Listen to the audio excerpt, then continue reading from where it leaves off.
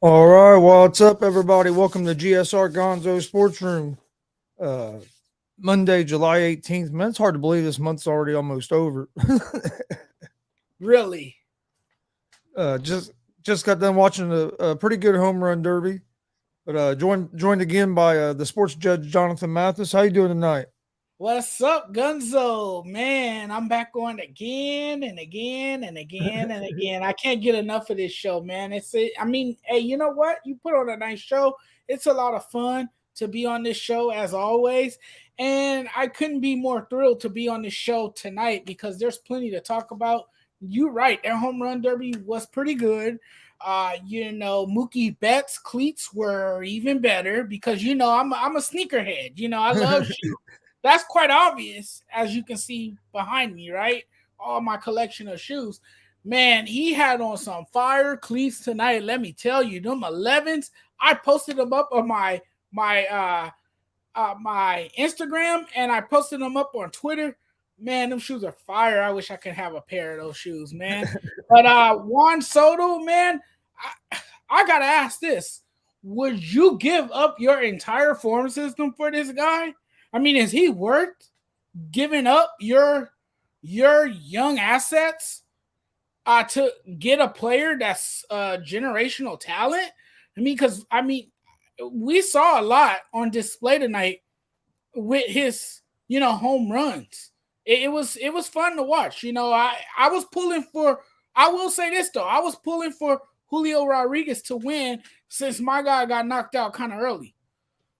Plus, when they tell you their salaries and Soto's making millions and the other dude's making like 400,000 or something, that dude was going to win like a million, like $1.5 million if he'd have won the Derby. So, but no. First of all, hello, Billy. Thanks for joining us tonight. We appreciate it. Hello. Back to Juan Soto, man. It just depends on what you'd have to give up. I wouldn't want to give up my whole farm system for him. The hard thing about it is he's a young player. He's only 23, 24 years old. So it seems like he's been around forever, but he's still real young. He has a lot of talent, man. I'll tell you what, man. It takes a lot. You have to believe in yourself, and it takes a lot of balls to turn down a 15-year, $440 million contract. I know people say you don't want to hook yourself to a team for that long. I understand that in a way, but $440 million, hey, that'd be hard to walk away from. But I think it's been more. I think it's more that he wants to be on a winner, and he don't feel like the Nationals are building around him. Right. It's a combination of things, right? He wants to be part of a winning team that wins consistently, but also at the same time, he wants, to be the highest paid player, I believe, and he's highly confident in himself, obviously. He's betting on himself. He's gambling on himself. And he feels that if he waits until he's able to test free agent waters, that he can get, the highest paid deal out there.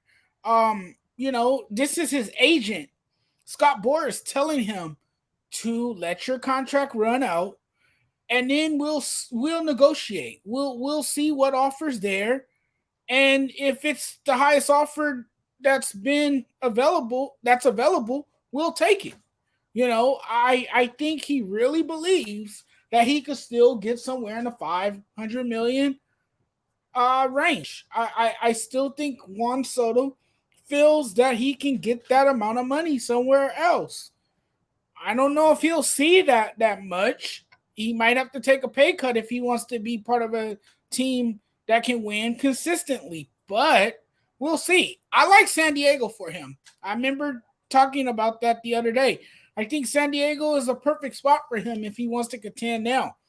He'll be joining forces with Manny Machado, Fernando Tatis Jr. And if he goes to a place like that, he's definitely going to have to take a pay cut. He's going to have to settle for less if he is, really serious about winning another World Series title. I think he got a taste of winning because this is a guy who burst onto the scene at such a young age. He won his World Series as a teenager.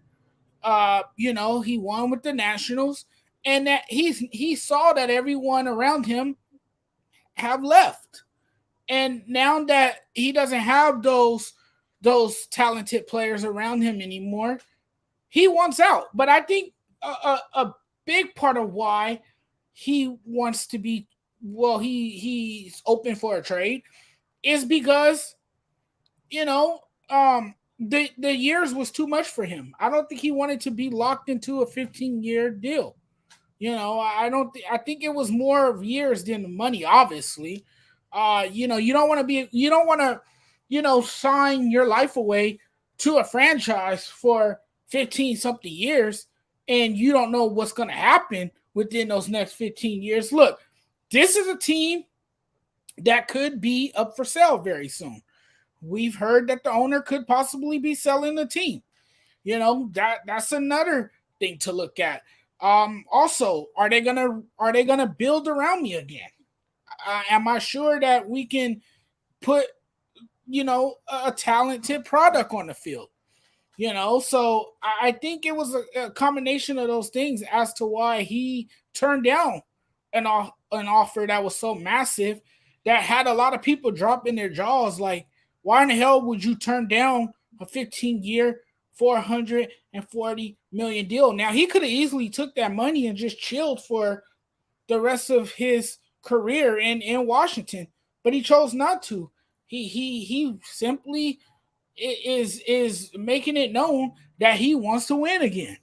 Well, yeah, but we'll see how much he wants to win again because we'll see. Because if he wants to go to a team that can contend, right, he's going to have to take a pay. He ain't gonna be able to demand to be the highest paid player in the league.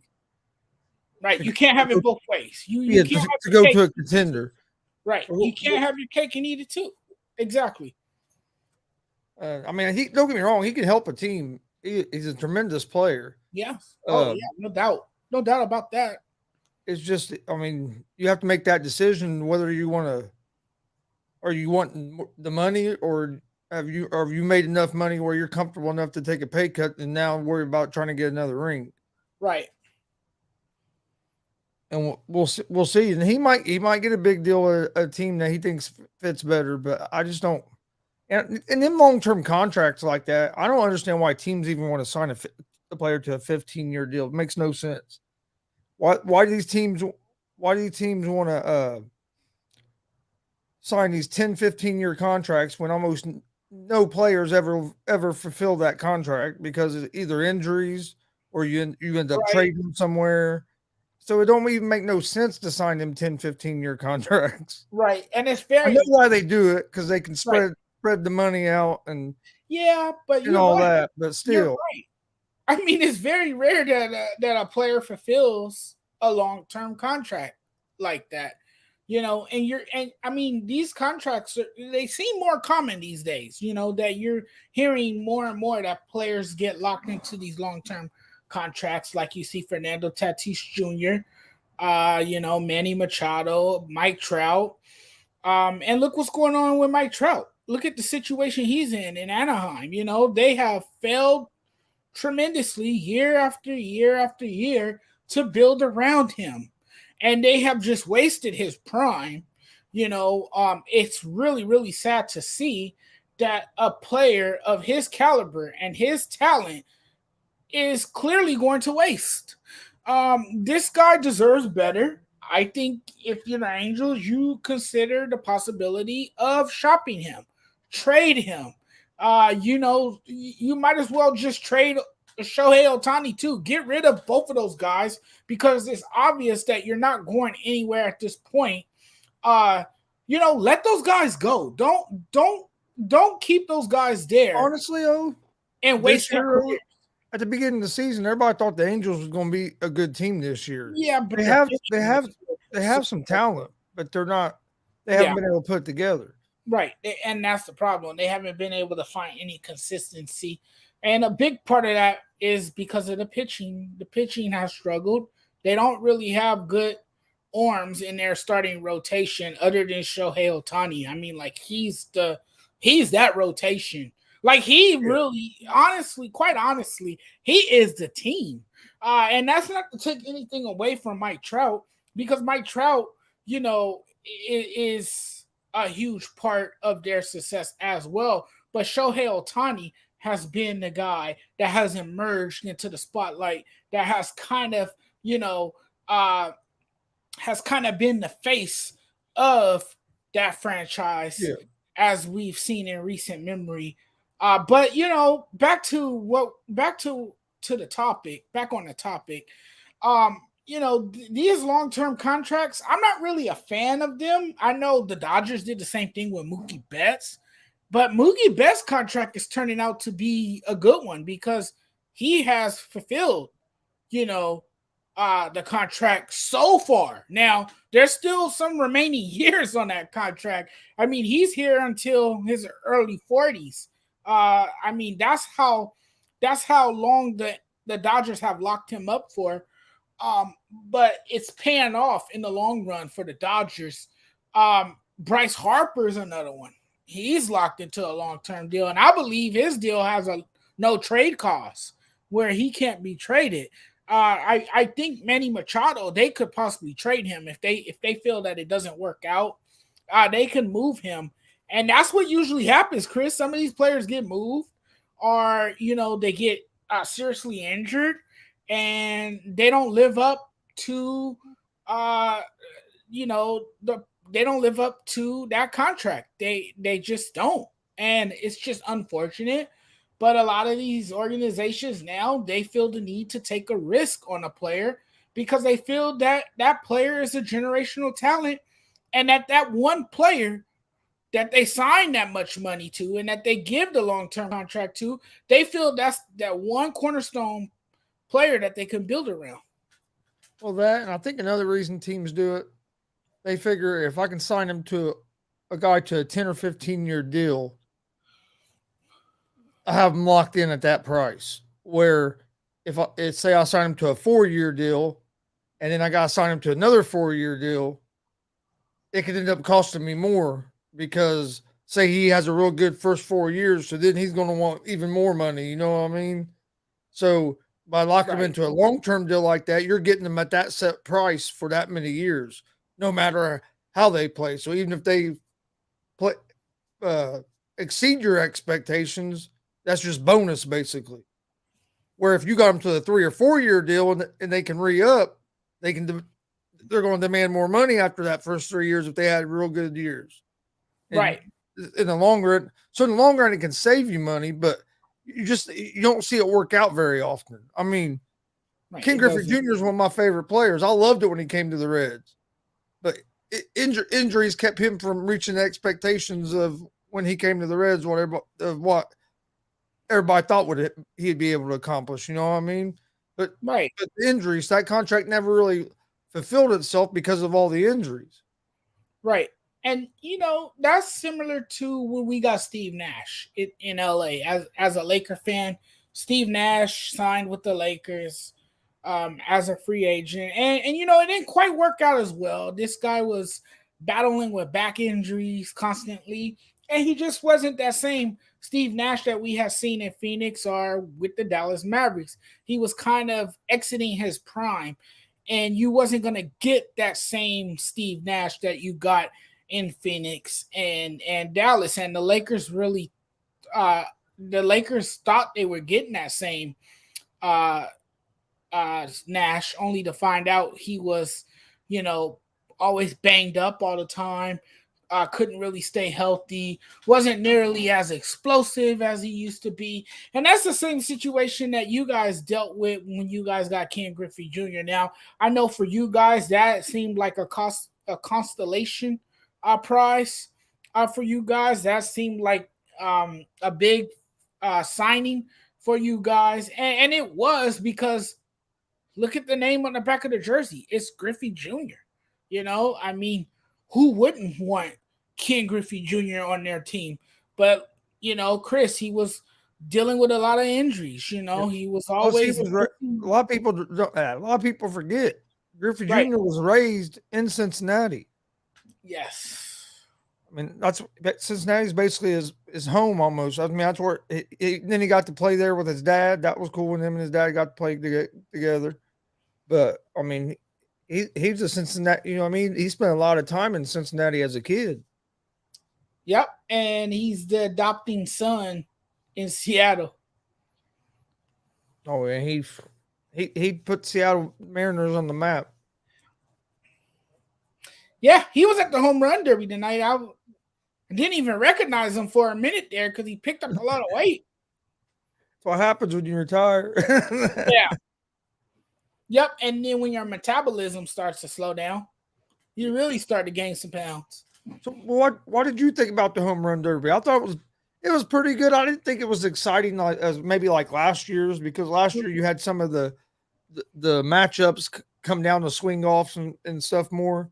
Where this year you really only had one close matchup, and other than that, the other ones weren't really that close. Yeah, the matchups weren't really that great, but it was fun to watch the 21-year-old Julio Rodriguez. Oh yeah, he got in a groove. Oh man, he was unreal, and this kid is gonna be special. I mean, you know what? He's ahead of his time. You can see that he has a knack for hitting home runs. He definitely hits with power, and I mean, all of that was on display tonight. He was just out there having fun, and he was launching baseballs into the, California night air, and, sending souvenirs into the stands. And it was just fun to watch. It was really exciting to see him because, Chris, as you know, I'm enamored with these young stars. I'm the type of guy that's looking to see what the future is going to look like. Who's going to be the next in line to possibly be the face of the league? You've seen a lot of these other guys. They've been around for a long time now. They've had their shine. Now it's time for these young guys to shine. And Julio Rodriguez is showing us that he can be that guy. And he has a bright future in Seattle. I mean, the future is really, really bright for Seattle. And I was really pulling for him to win. I was hoping he would win. It was just impressive stuff. And what he did in the first and second round was unprecedented. I mean, it was historic just to see that. And had he won, he could have been the youngest player to win. I think that's what I've heard, if I heard correctly, that he could have been the youngest player to win. And it would have been cool had he won, because look, he would have been able to defend his title in Seattle next year, where the All-Star festivities will be held. So I just thought that it was a great moment. And I was really rooting, since my guy lost early, Pete Alonso, which I was, very, very surprised. I did not see that coming. But I was really, really pulling for a matchup between Julio Rodriguez and Albert Pujols. I mean, that would have been a well-scripted Hollywood story had those two guys met in the final round, and that would have been something fun to see. And I think a lot of people wouldn't have mind seeing those two go at it in the final round. Well, what I think hurt Rodriguez though is he hit first every time. So like he hit the first 2 rounds, he hit 62 home runs. But if he got to go second, he wouldn't have had to hit that many. So I think in that final round, he was a little fatigued. Where Soto batted second all the time, so he knew what number he had to get to. Didn't you know? What I mean, he didn't have to try to hit 30. Right. And then and then in the final round where Rodriguez went first, I think he was just tired, so he couldn't put up that big number like he did before, and put that pressure on them to try to catch him. Yeah, and you're right. He did look a little fatigued in that final round. I did notice that as well. Which I don't blame him either. Right. I mean, hey, that's a lot of swings. Yeah, that's what I'm saying. I think it might have been different if it had been reversed and he was going second instead of first, because then he wouldn't have had to take as many swings. Right. So he was getting in the groove, and that dude that was pitching for him, man, that dude just flick of the wrist, almost the same spot every damn time. And he was elevating, his swing, and he was able to, make contact with the ball and send it over the wall. It was just mesmerizing to see that. But I think this kid is well on his way. And then with Alonso, he didn't look like himself. No. And his pitcher was struggling a little bit. Yeah.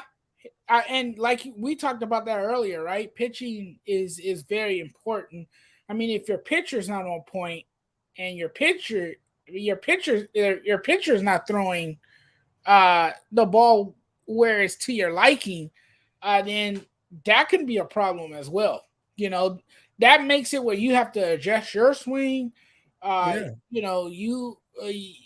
have to, try to come up with a different strategy to make sure you. Okay, case in point, look at Rodriguez's pitcher. Right. He was throwing it to the same spot almost every time, and look at the results. Right. Because Rodriguez knew where the ball was going to be at. Right. Tonight, Alonso didn't know where the ball was going to be at. Right. Don't get me wrong, it was over the plate, but he wouldn't hit that sweet spot over and over.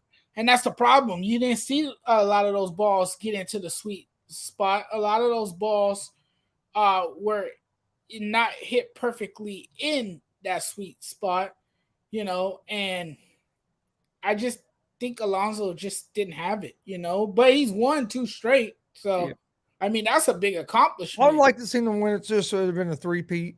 I thought that would have been pretty cool. Yeah, but I think a lot of people had him to win it.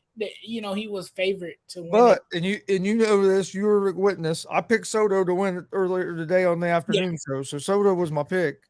But I was kind of hoping that Alonso would win it because it would have been a three-peat. Soto, I just thought he had momentum for one. And he's a young player and he's not scared of anything. But I think he had a little bit of a chip on his shoulder that he wanted to kind of prove that he feels like the Nationals have handled his contract and stuff wrong, and he came out there and put on a show, especially in that final round. He really picked it up. He did, and he found his groove, and he was able to connect, and he was putting on a power display at Dodger Stadium, and the ball traveled pretty well tonight as well. Pujols was able to get out of the first round. A lot of people didn't expect him to do that. So no, a lot of people didn't. And once he got out of the first round and he kind of got into a groove in the second round, that's when I kind of expected him to kind of have that storybook ending where he would make it to the final round. But it didn't happen, But it was a nice run for him. What a way to end his career.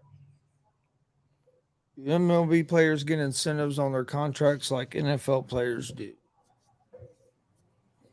I think some players do. I think a lot of contracts are different, but I think there is some players that get can get incentives for a certain amount of home runs or so many RBIs and stuff like that. I think AJ Pollock had incentives on his contract, if I'm not mistaken. Yeah, I'm pretty sure they do. I think you see it more with some of the older players on his contract. I believe if he didn't suffer an injury and he had a certain amount of at bats, he would have, been able to opt out or something like that in his final year. I think it was something like that. And like the winner of the home run derby tonight got like a little over $1 million.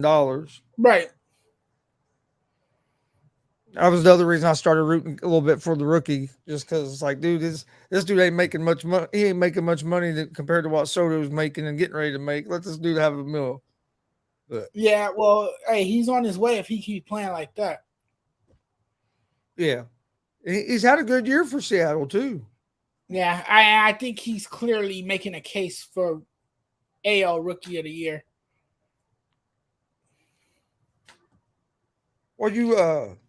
So what do you think about the first half of the baseball season? I think it's been pretty interesting. I think the second half is really going to. I think the second half's going to pick up because I think there's a number of teams that can still be in it that people might not think are in it, but you know how it works in the second half of the season. We've seen teams go from first to last. You've seen teams that didn't play very good at all in the first half of the season turn around in the second half. You see teams that were on a roll in the first half fall apart. So it's too early to say who's going to do what, but I tell you what, there's a few teams like I think the Mariners are starting to get hot. I don't know if they have enough pitching yet though, but you have a team like them that could get hot and be scary. The Tampa Bay Rays with their pitching staff, they can get hot and be scary. So you got your top teams like the Yankees and the Astros and them, but there's also these other teams that can get hot, like you saw Atlanta Braves team do last year, that could surprise some people. Yeah, well, to me, the Seattle Mariners starting rotation is underrated. I think it is underrated. I just still feel like they might be one away, but they have a good pitching staff. They do. They have a good pitching staff. They have Flexen. They have it's a few other guys in that rotation. Yeah, they have a good. Been, they need to hit the ball a little bit better. Solid, right? Yeah, they do, and they can use maybe one more bat in their starting lineup. I think if they get that one more bat, they can really take off. But this 14 game winning streak of theirs has been very impressive. We learned more about them late in the first half of the season. I'm sorry.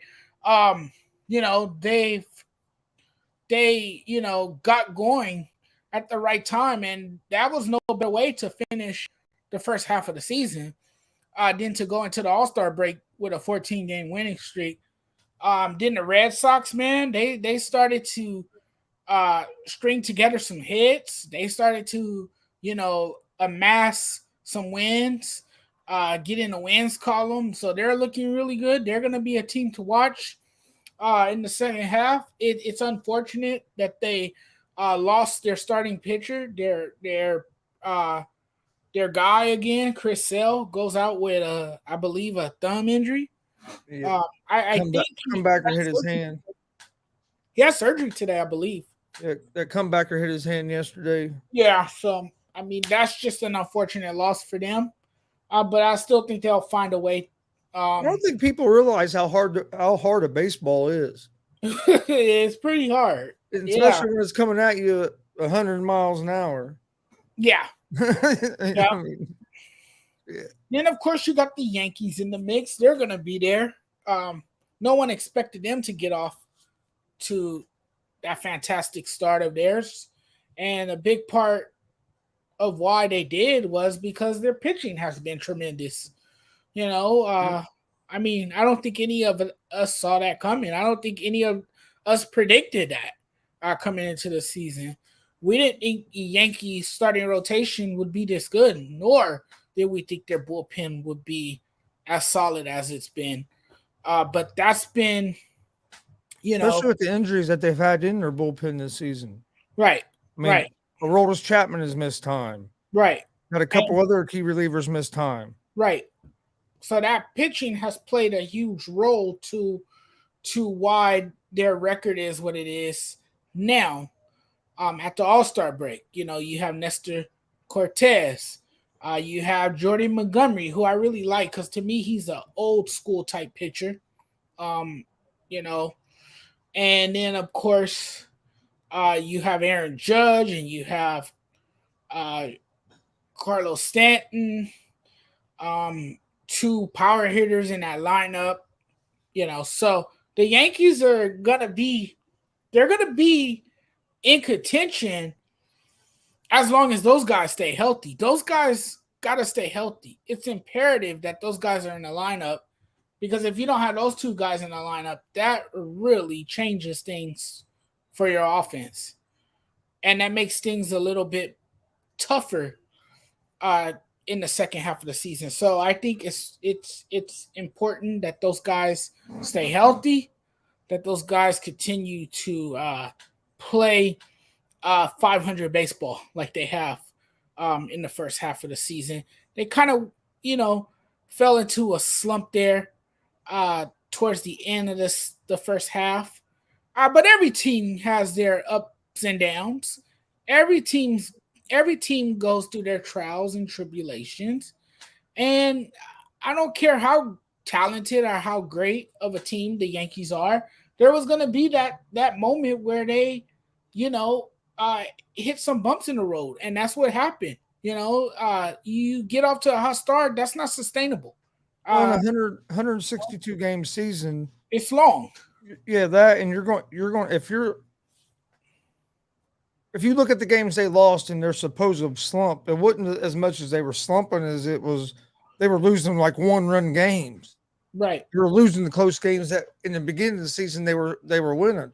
But over the 162 season, that a lot of times that for some odd way usually kind of evens itself out, where the ball sometimes you catch the breaks and sometimes you don't. Right. And like against the Reds, the Reds won 2 out of 3, and Reds could have very easily won that game that they lost. It was in extra innings. Right. 2 of them games were in extra innings. So I mean, they've played a lot of close games, and there at the beginning of the season, I think they were winning more blowout games, and when they did have a close game, they were getting the better of it. Where here lately, last week or so, the ball's kind of been bouncing the other way at the end of those close games. And how strange has it been to see the Orioles even, launching themselves into contention?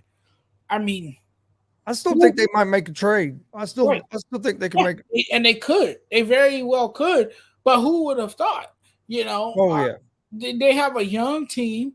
They have a great farm system. They called up their top prospect. Everyone was, salivating about at the fact that the young kid was going to be called up, and he was. He's definitely their future. But I'm with you. I think they buy before the trade deadline, and I think they get us another starting arm to go into that rotation of theirs. Yeah, I do too. I think you almost have to because you're ahead of the schedule of what you thought you would be. So your window's open. You got to try to take advantage of it while you're in a groove. Right. Or they could wait and not make a trade at all and keep the team that they have now together, because they do have some pretty young arms in their farm system.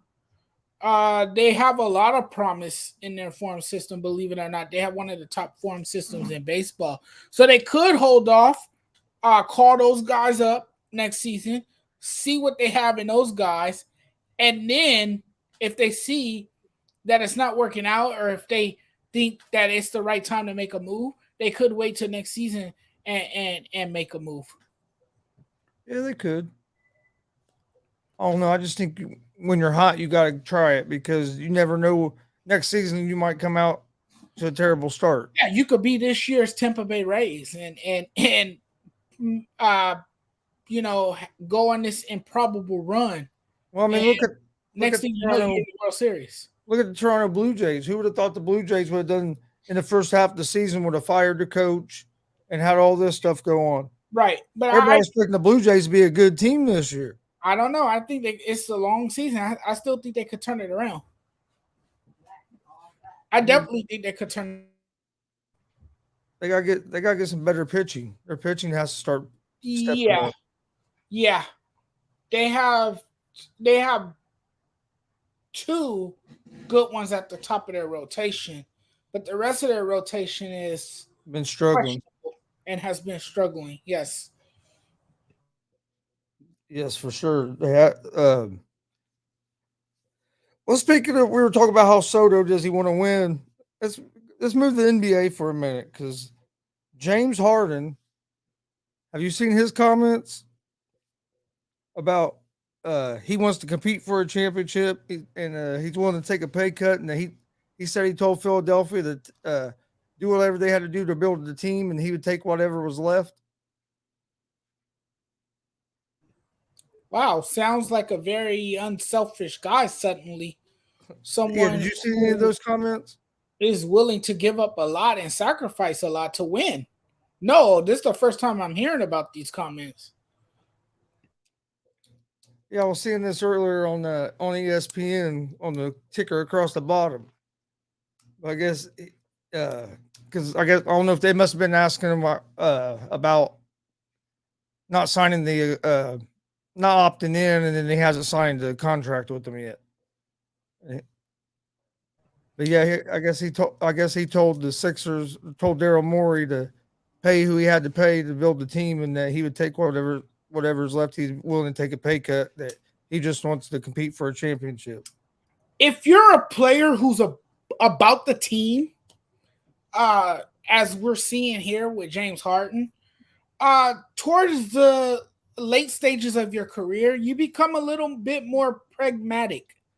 Uh, you realizing that your time is coming to an end in the NBA, that you suddenly reach the twilight stages of your career, and you know that you're running out of time, that you don't have much time to win an NBA championship. So you become a little bit more pragmatic. And that's what we're seeing here with uh, James Harden, obviously. He realized that his time is ticking, that his run in the NBA is coming to an end, and he's trying to win now while he still can. And he knows this is probably his last shot, at winning an NBA championship. He's willing to sit still where he's at. He knows that he's playing alongside a good player in Joel Embiid, and he knows that they have a pretty good supporting cast in Philly as well. So he's willing to do whatever it takes, and he's willing to sacrifice his fine his you know uh finances to win. It's incredible. you know um it tells me more about James Harden, that he is really, really serious about contending for a championship, and he knows that this might be his best chance and even his last shot. Well, and see, that's my only problem is if he should have thought about this a few years ago. You know what I mean? And when you were in Houston and you had teams that were close, you take a little less, get another player in there, and you might have had a championship. I mean, it's showing something about him, which I think this is a good move by him for two reasons. One, because it's his best chance to try to win a championship, and two, it's his best chance to kind of try to repair his reputation and his with the media and stuff from where he basically set out, ate, got kind of fat, came in out of shape to get his way out of Houston. So he got it started getting, and then he went to Philadelphia and didn't play well in the playoffs. So, or in Brooklyn, went to Brooklyn first, and you know what happened there. So a lot of people would kind of say, "Oh, he's starting to become a problem. He's not sticking nowhere. This and that." So I think this is also a way to kind of get that narrative, repair that narrative as well. Right. And you're right. He didn't come into the season in shape. This is a guy who picked up a lot of weight. Uh, you know, didn't look like basketball was his top priority. And he wasn't obligated to being a team player, it seemed. It was all about me, me, me, me, me, me, me. And what's in it for me, and about him, piling up the stat sheet and putting a lot of points on the scoreboard. Well, it's more to that, and if you want to win, it takes a total team effort to do that, and I think he's realizing that now. Now that he's getting older, now that he's at this phase of his career, Might be a little too late. yeah, it might be a little too late, but like I said, this is his only and last chance with the Sixers. You can't keep bouncing around the league, and that's the thing. But James Harden is not going to give you 30 plus points every night anymore. He's just not that guy. Ever since the injury, he hasn't even been as explosive. He can't blow by defenders like he used to. He can't weave his way through traffic and finish strong at the basket. You're not going to get that from James Harden anymore. He's a step slower now, but he can be that unselfish player on the floor. He can give you double-digit points, maybe 10 to 15 points, but you're not going to get the James Harden that used to put up 30 points. You're just not going to get that anymore. But I don't think people realize how great of a player he is in making those around him better, because he can make those around him better because he can help other players around him create their own shot. And we've seen that with James Harden. He can get his teammates involved, and I think now at this point in his career, he's got to be a little bit more of a facilitator. Yeah, he's going to have to. He's definitely going to have to. I just saw it come across that the Angels have placed Mike Trout on the IL. Yes. So, and I think at some point you got to consider trading Mike Trout. I know that sounds ridiculous. I know that sounds silly to a lot of people, but we talked about this earlier during the early part of the show. At some point you got to just let him go. And I mean, Mike Trout is not that old. He still has a lot of game left. But he's been dealing with a lot of injuries lately, and it's like his body can't hold up anymore like it used to. But he's still one of the greatest players in this game. He's a transcendent superstar. And I mean, we can't ignore how great of a player he's been and how terrific his numbers have been throughout the course of his career. But lately, he's been dealing with a lot of injuries, and this is not the first time we've seen this with Mike Trout.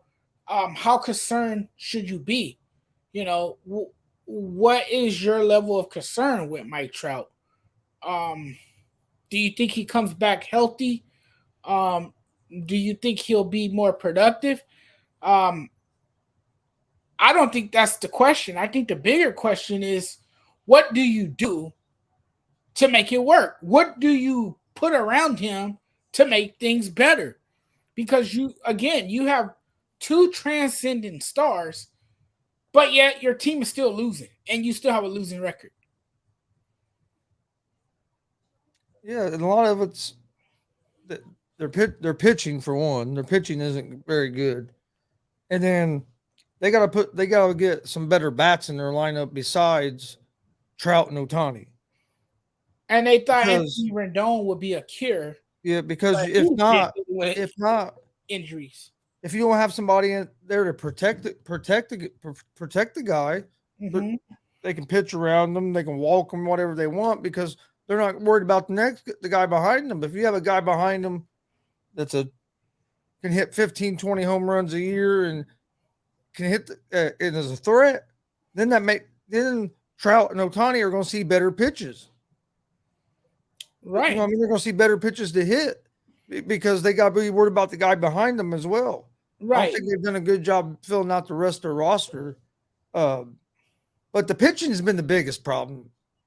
Besides Ohtani, like you said earlier, Ohtani is basically not the only consistent starter that they have right now. He's the only consistent everything they have. Well, he went through a slump a little bit at the beginning of the season, but yeah, he's been consistent since then. Right.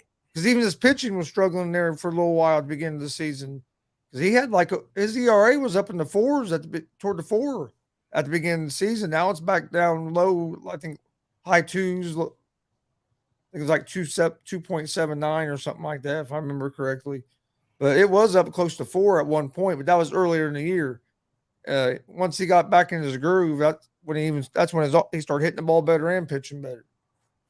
But this miserable stretch of theirs has provided more clarity, and it has provided more transparency as we see that this was not Joe Madden's fault.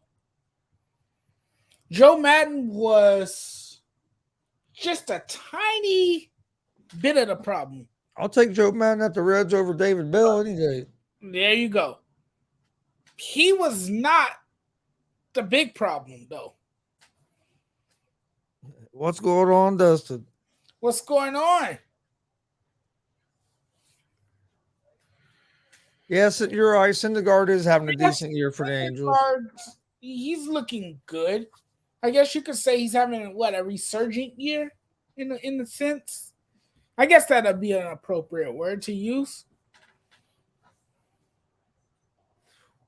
But do you think the Angels will be able to turn it around this year? No. I don't see it. No. They have buried themselves so deep that there's no way of climbing out of this. It's an ugly situation for them. They have definitely teetered, towards mediocrity, and it's not going to get any better for them this season. You made your biggest mistake by firing Joe Madden, who I felt was the right manager for them. That was a WTF move to me. You're relying so much on Shohei Ohtani to pull the weight of that team, and he cannot possibly do it by himself. And Mike Trout is, having trouble staying on the field because he's dealing with health problems. So I just don't see it happening. And then you don't have Anthony Rendon, who's done for the season, but came out of the dugout ready to fight a Mariners player, which I thought was, hilarious. Yeah, that was funny. But the whole brawl was funny. Right. It's been a challenging and trying year for the Angels. And, I just don't see this season. I just don't see them turning it around this season. This season is not salvageable. Yeah, I don't see them turning around this season either. And mainly because of what Dustin said, they'd have to trade Trout, and I just don't see them doing it. I just don't see that organization trading them. I think they're going to keep him. I agree with Dustin. They have ruined his career, but he could have said no to that contract. It was loyalty over a championship, it seemed, with him, because he could have easily. Well, you could say that in a way. You could say that in a way, but you also, I'm sure he was made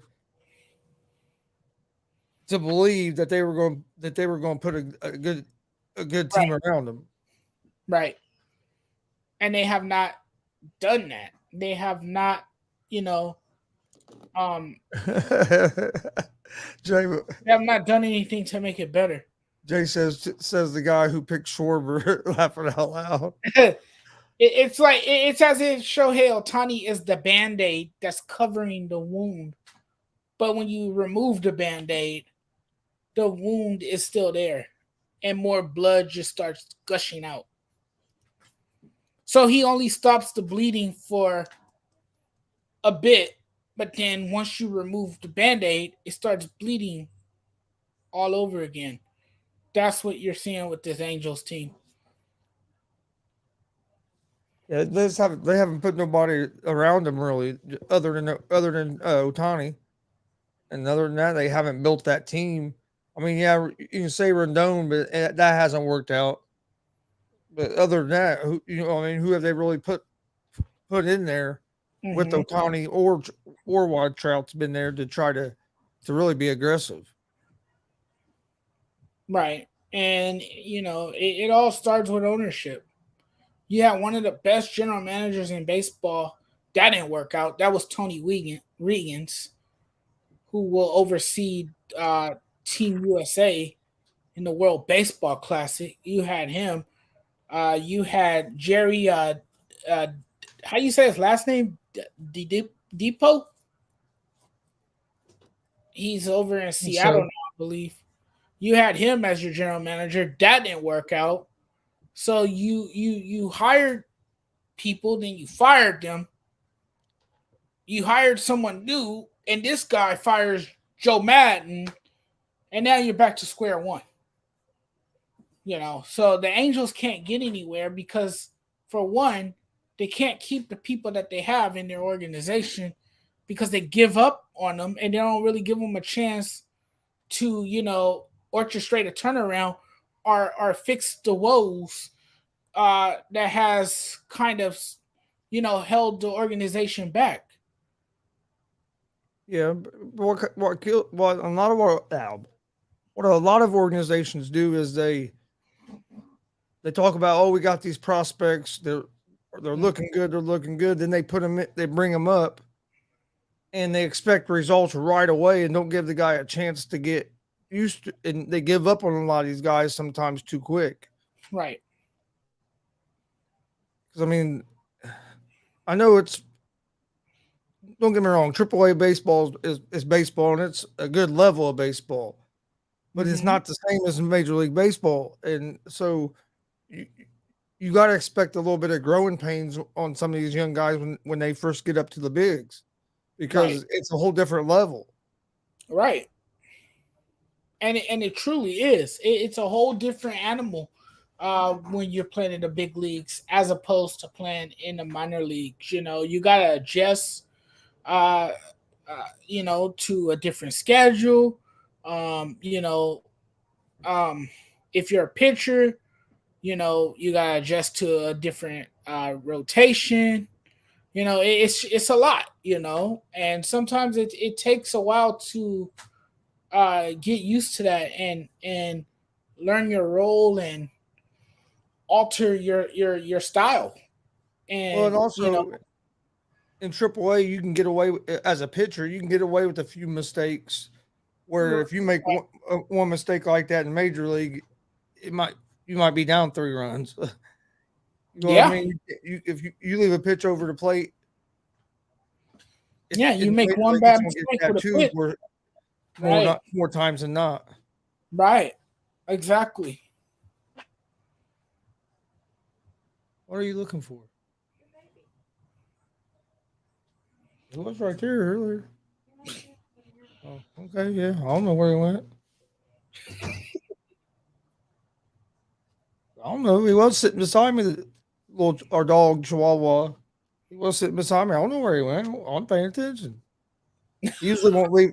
He usually won't leave the room. So. Oh, but he left the room. Yeah, he had to because she can't find him. And he usually won't leave wherever I'm at. But he's not in there. He's probably in the living room under the blanket, hiding out. Oh yeah, if there's not a blanket in here for him to get under, he'll go find one. Oh yeah. Chihuahuas like the burrow like that. They're crazy. I went in there one day and he was inside my pillowcase. Oh really? Yep. Well, see, they're so tiny they can, get into pillows and squeeze their way under the bed or hide out someplace you least expect them, to be hiding out. Oh yeah. That's what happens when you have a little dog, A big dog, you can't miss him. You can see wherever he's at. Wherever he or she is at. Oh yeah. By the way, thanks for helping my daughter take a nap today. Yeah, she was out.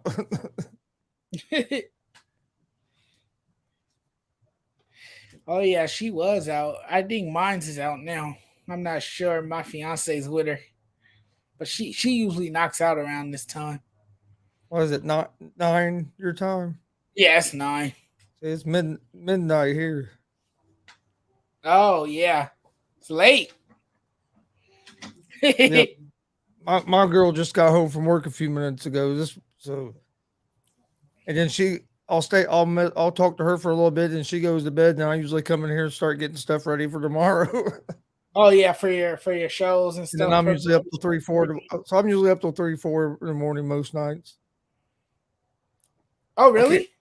Yeah, with my leg hurting, I can't really sleep. So I'm up usually either working on the show or watching TV or walking around trying to get my leg to feel better, quit hurting as Okay, yeah. bad or Sometimes I do something. late nights too. You have to in this business. You have to do late nights. You have to But I'm usually prepare. up. If I'm asleep before 3, that's rare.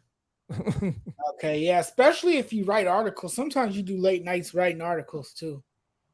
Yeah. Like I'm doing graphics or making clips and stuff like that. Man, I'll be up. Well, that's part of it. Yep. That's part of the hustle and the grind. Yeah, Dustin works that third shift. Mm. I worked it for about 7 years. I I liked it. used, I used to do swing. Well, I I liked used to it swing. because I liked it when my son was young because I still could be all his stuff. I never had to miss anything. Yeah. I I used might to do swing. So okay, yeah. I used to work 3 p.m. to 11 p.m. That's when I was in security. Yeah, see if you don't have kids, I wouldn't mind that. But if you have young kids, this sucks because you miss everything. Yeah, and the You know thing what I mean? is, 'Cause you especially when know, they get in school and start doing sports, all their right. stuff's after school, and you're at work. And the thing is too, I'm the only man in the house, so I don't want anybody in our house to be without me and without me being home. You know, I Yeah, think a man should be at the house at night. So it works out. yeah. Coming home at 11, that was kind of late. Yeah, I like working third shift because only thing I had you did I'd miss some sleep sometimes, but I'd be able to be at all my son's wrestling meets, wrestling practices, and stuff like That's that. cool. But Yeah, that's then but then after he got older, that's when I started working. I started doing plumbing. And I started working days. yeah. I felt like I paid my dues, so now I got summers off. I get the holidays off. I get the weekends off. Get summers off. It's nice. Yeah, summers off would definitely be nice, especially if you're a baseball fan. Because Oh yeah. Oh yeah. I get to catch up on all the day games but there's nothing better than chilling with my daughter. Even though yeah, I'm able to grind really hard at journalism because I'm able to put a lot of focus into the podcasting and the journalism. But nothing tops being at home with my daughter. oh Like no, that's the best feeling in the world. believe me, it goes quick. My son's Right. already Right. 22, and it's like, man, Yeah. dude, you were like 3 2 weeks ago. Yeah. It feels that way, right? Yeah, he's getting ready to get married and stuff. It's like, Yeah. damn, he's that old already. Hey, they grow up quick. Yeah. And I ain't gonna lie, I miss taking him to practices and games and all that stuff. Oh, I believe you do. I believe you do because it becomes a routine. Oh Like yeah, you get so used to doing that.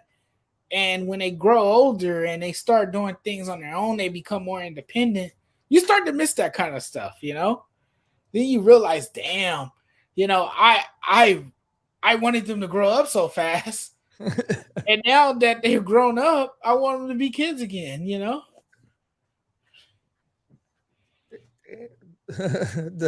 Dustin said he watched 79 hours of baseball last week. I believe it. I could do that too. That's easy.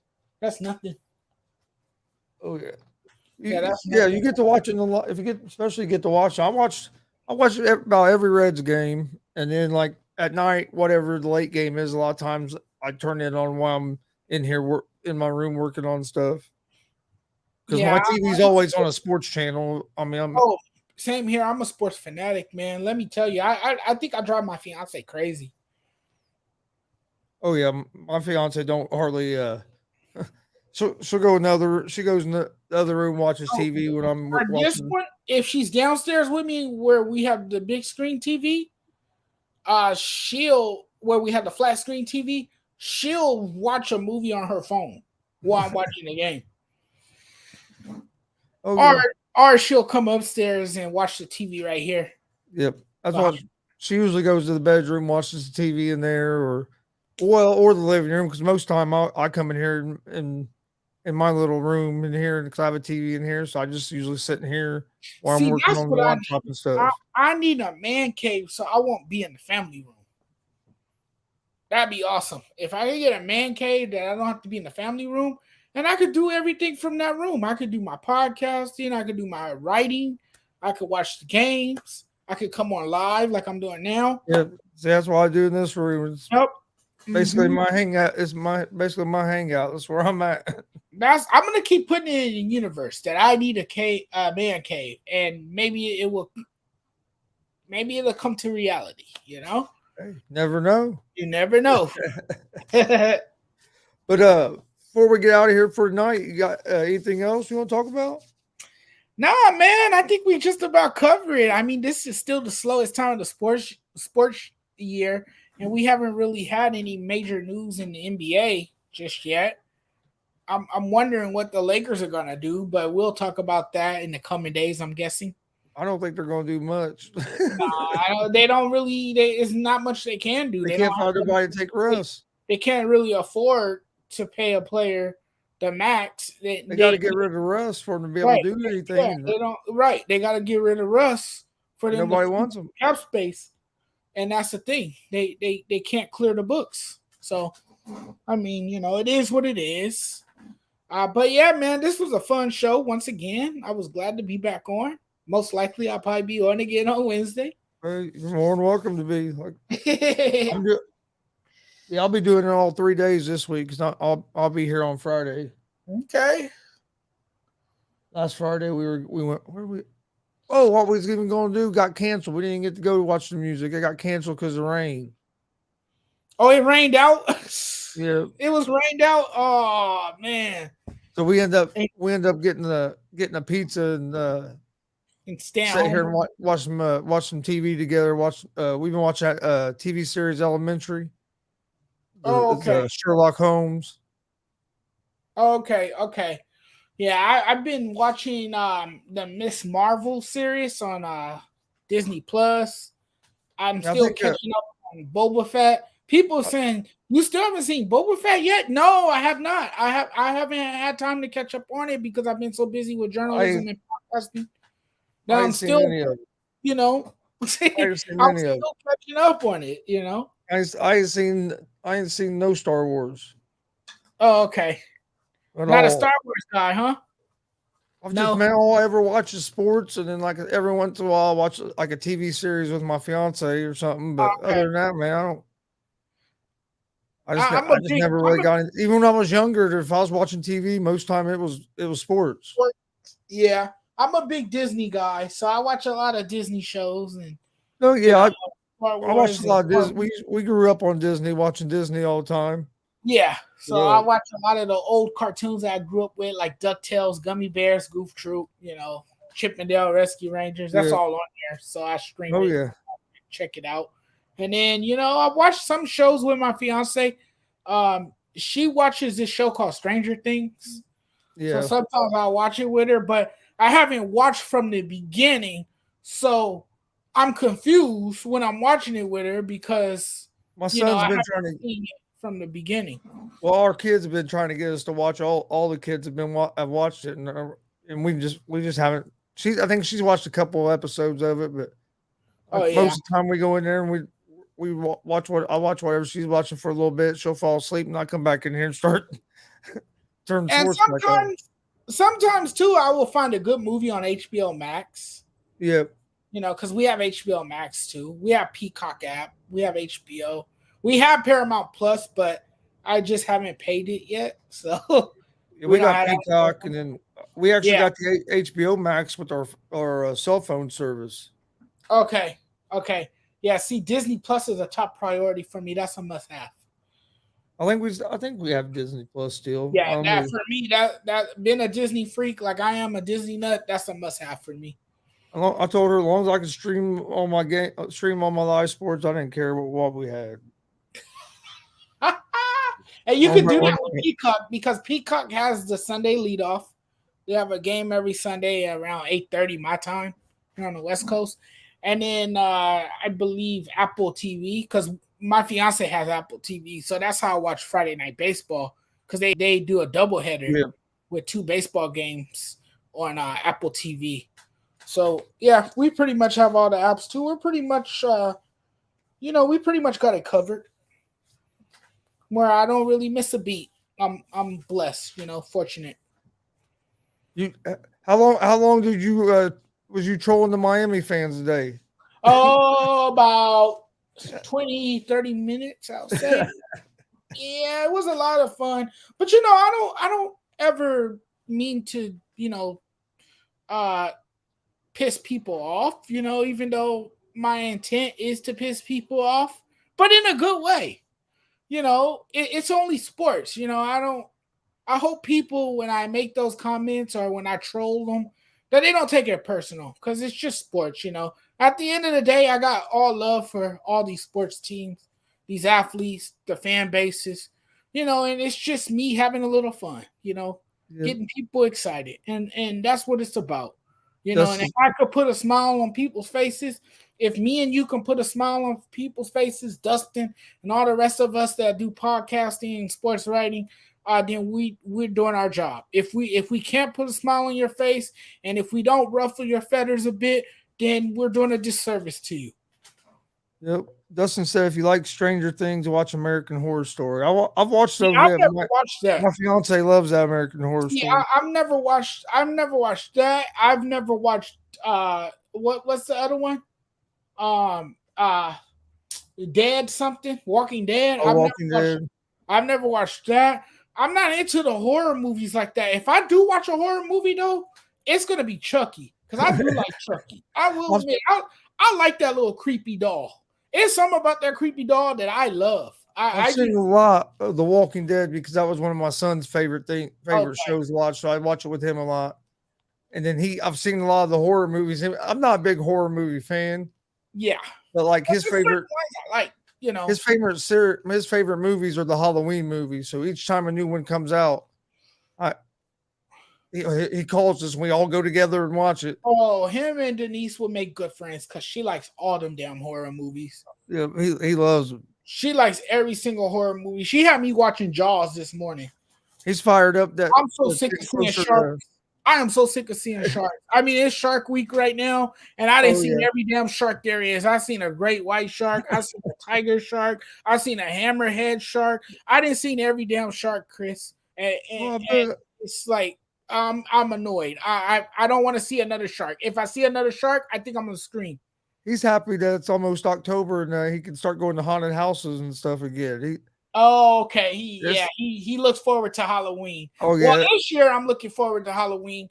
I'm not really one of those that celebrate Halloween. Like, I did dress up.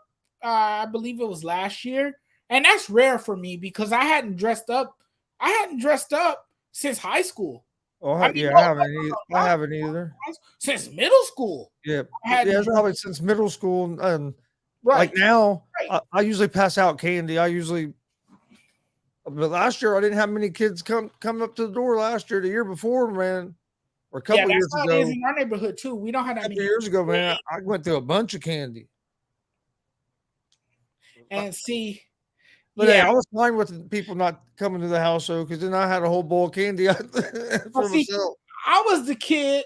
Well, I was the high schooler that didn't dress up, but I would still go trick or treating, and people will say, "What's my costume?" And I would tell them that I'm Jonathan Mathis. That's myself. I'm being myself for Halloween. And they'll still put candy in my pillowcase because I wouldn't even take a bucket. I would just take a pillowcase and have them drop the candy into the pillowcase. And like when my son was little, I'd always take him, but I'd never dress up. I'd just take him everywhere. And yeah. So it's fun for the kids. For me, it's just another day. But I am looking forward to this Halloween because I want to see Hocus Pocus 2, and that's coming to Disney Plus. Yeah, I know. Our kids have been waiting on that to come out. Yeah, I'm excited for that one. I'm ready. I'm ready for Cobra Kai. Oh, now that's a show I get into. That's the new series. I'm ready for the new season of that. Oh, okay. Yeah, I get into that. That's actually a really good series. Yep, I like it. It's interesting. It's a lot of drama. And I like drama filled shows. They don't have you bored, And they did a good job of tying in the old Karate Kid, but not overdoing it either. Right, not overdoing it. It's not overkill. And some shows are so boring as hell. You're sitting there like a zombie, like. Yeah. That's why I like sports. Sports, there's always something going on. Yeah. And I used to be a sports junkie like that, where I just watch sports all day. No movies, no TV shows, no nothing. But I try to balance it out, If I'm not watching sports, that means the fiance's home and I'm watching TV with her. Oh yeah. Other than that, I'm in here watching sports. Oh, I know that feeling. You have to be able to compromise. I know that. Yeah. Especially when you got a little girl that likes Coco Melon and like Disney Junior and likes Princess and the Frog and like Encanto. Have me watching that movie over and over and over and over again. And I love Encanto because it's a Disney movie. It's a great movie. I know every damn song from that movie because my daughter likes to watch it over and over and over again. My boy was Spider-Man. Oh man. Yeah, I like Spider-Man. He got in trouble when he first started going to daycare because they asked him what his name was, and he kept saying Peter Parker. He wouldn't tell him his real name. Oh, I got in trouble in elementary school because I kicked somebody's ass because I used Power Ranger moves on him. He saw Peter Parker. They wouldn't tell his name.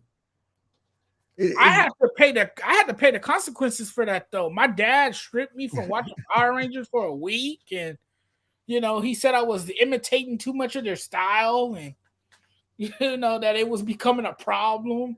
It was becoming so much of a problem that I wouldn't get my homework done because I would watch the Power Rangers every day after school in elementary.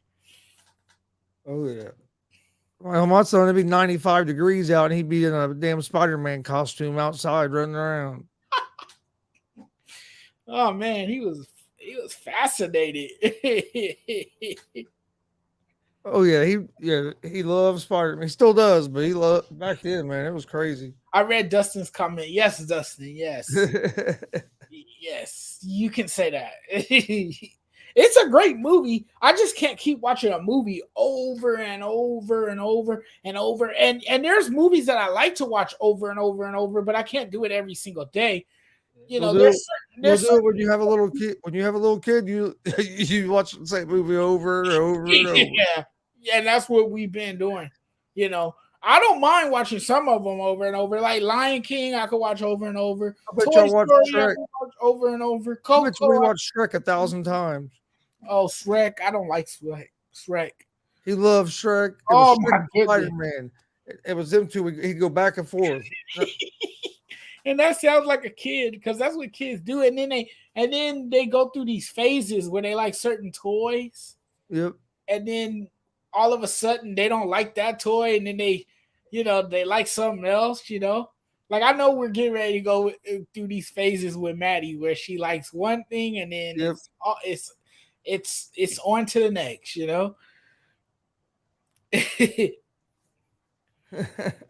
was a great show.